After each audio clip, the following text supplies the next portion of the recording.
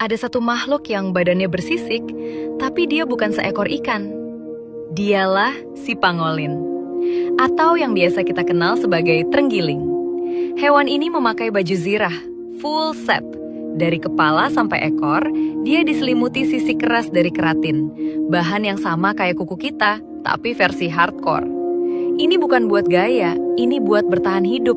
Kalau bahaya datang, dia nggak lari, nggak gigit, nggak manggil teman, dia cukup gulung diri. Dan anehnya, itu berhasil, bahkan singa pun bisa ilfil dan pergi. Tapi kehebatan si terenggiling ini nggak berhenti di pertahanan mode bola duri. Dia punya lidah. Bukan lidah biasa, lidah yang disimpan di dalam rongga dada. Panjangnya bisa ngalahin badannya sendiri. Fungsinya, menyusup ke sarang semut dan rayap. Dan lidahnya dilapisi lendir lengket kayak lem Korea, lalu slurp. Ribuan semut masuk perut tanpa satu pun perlu dikunyah. Tanpa gigi, tanpa ribet. Gaya hidup minimalis, tapi efisien. Dia pemalu, dia pendiam, dan dia nggak minta banyak. Cuma pengen gali tanah, makan semut, dan nggak diganggu. Tapi ya, manusia kan punya bakat alami untuk ganggu yang harusnya nggak diganggu. Terenggiling sekarang jadi salah satu hewan paling diburu di dunia. Dagingnya dimakan, sisiknya direbus jadi obat. Padahal belum ada bukti ilmiah selain katanya sih manjur.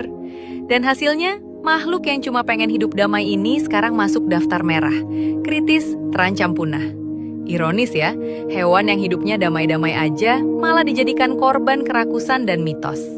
Padahal dari semua makhluk di hutan, terenggiling mungkin yang paling nggak toksik. Dia nggak nyakitin siapa-siapa, nggak bawa racun, nggak rebut habitat.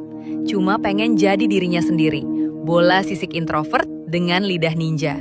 Kalau kamu ketemu terenggiling, jangan sentuh. Jangan pelihara, jangan beli sisiknya, walau katanya bisa nyembuhin pegal. Kasih dia yang dia butuh seperti ruang, waktu, dan respek. Soalnya kalau dia punah, kita bukan cuma kehilangan satu spesies. Kita kehilangan bukti bahwa lembut dan pendiam pun bisa jadi bentuk kekuatan. Dan kita kehilangan kesempatan buat bilang ke anak cucu. Dulu ada makhluk yang nggak bisa gigit, nggak bisa lari, tapi tetap bertahan sampai kita datang.